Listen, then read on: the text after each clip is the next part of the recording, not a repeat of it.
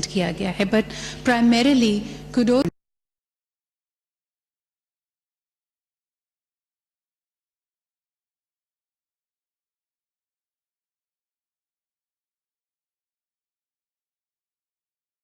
And primarily यहाँ हम बात कर रहे हैं उन वल्नरेबल कम्युनिटीज़ की, क्योंकि अपने से दूर कर देना मसले का हल नहीं है.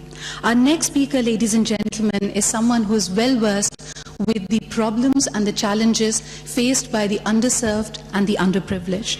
She served in the interim federal government in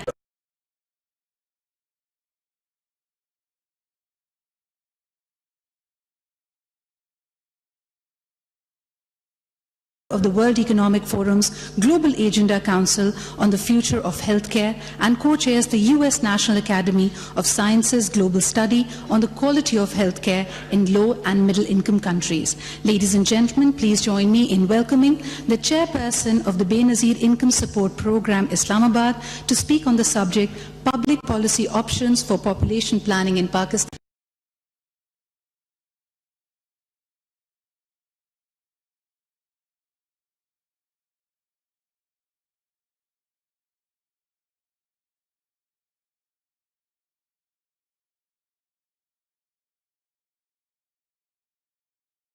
Let me begin by congratulating you for this stellar show of strength in support of a long-neglected public policy agenda, and I want to thank the Chief Justice in particular for lending it the impetus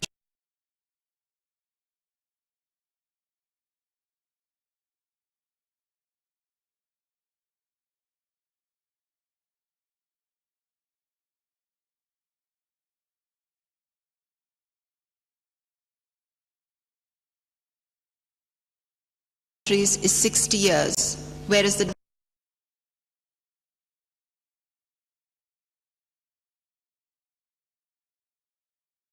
is a very simple question. Is this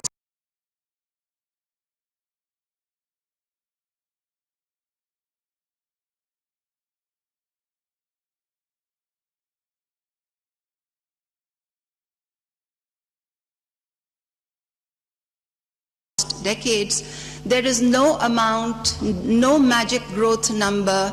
There is no increase in energy.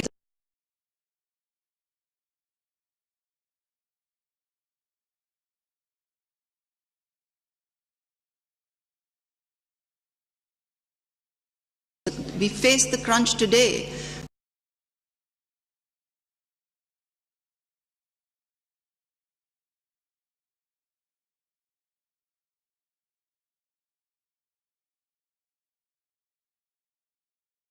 The rising population in Pakistan has grave implications.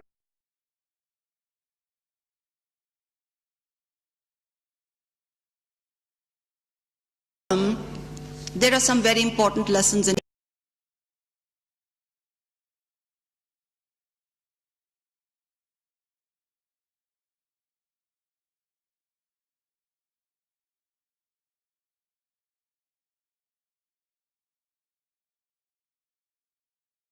the context of the Sustainable Development Goals, but Pakistan espoused the universal health coverage goal for family planning 6 decades ago. The world awakened.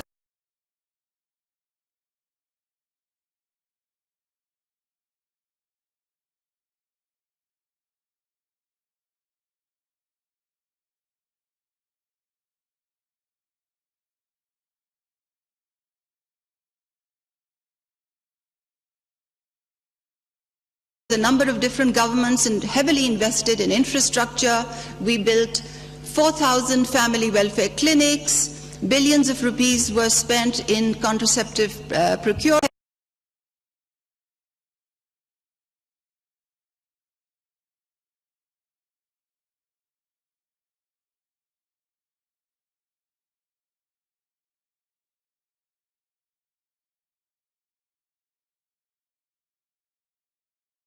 Heavy investment, the program, unfortunately, despite its early successes, failed to deliver.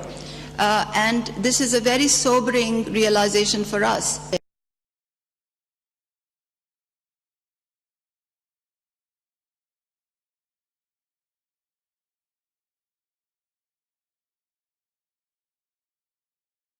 agenda and rooted in the role of women in the society in general, but overall the single most important factor which has led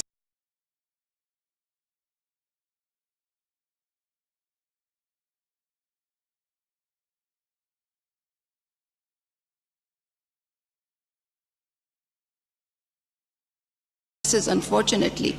So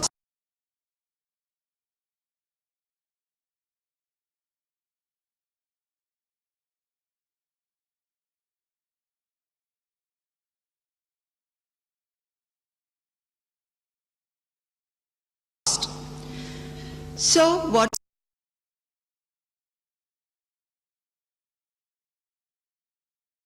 especially from countries, Islamic countries who've been able to make major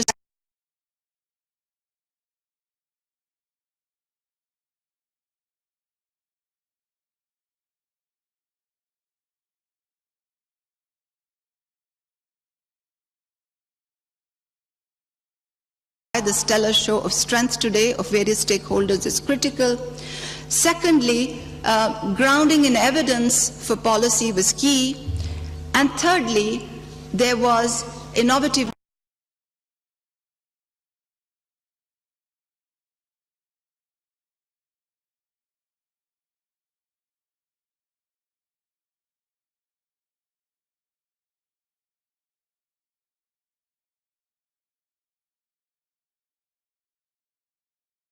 one of the overarching successes that we can have, not just in this program, but overall, is to make quantum changes in that area. So in terms of the levers, there is always the constitutional lever, because in the current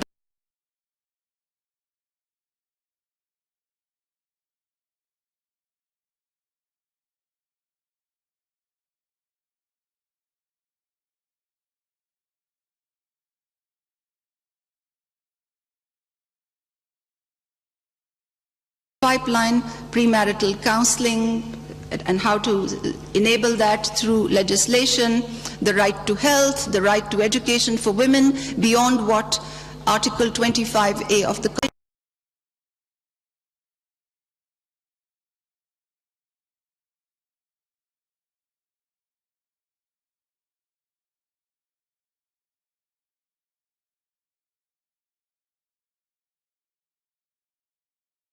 Restraint Act in 2013, which was a very progressive step, which actually brought the age of marriage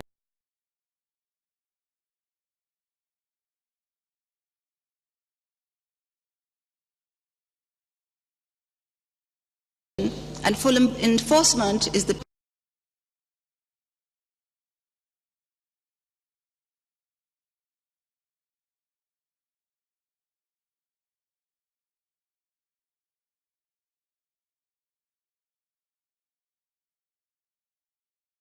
of using the lever of our partners.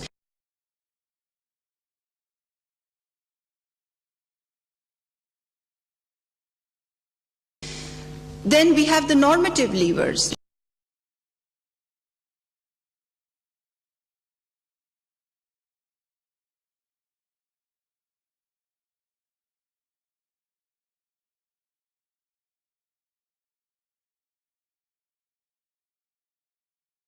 Unfortunately, after the 18th Amendment, they fell through the cracks, and the federal government has to make sure that they are revitalized. And then finally, we have the programmatic levers, and that is where we need to think very disruptively, because